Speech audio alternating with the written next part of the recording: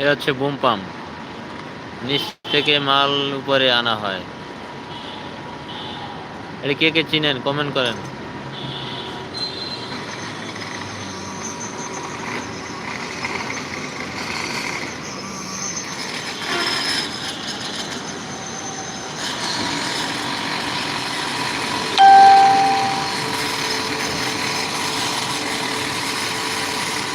Comment করেন ভাই, comment করেন। এটা হচ্ছে আমাদের বোম পাম্প। বোম পাম্প দিয়ে ঢালাই দেওয়া হচ্ছে, নিচে মাল আসে গাড়িতে।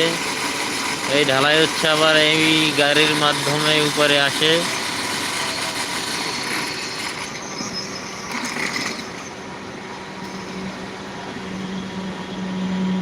ওই যে হলুদ হেলমেট মাথায়, সে হচ্ছে অপারেটর, সে এটারে কন্ট্রোল করে।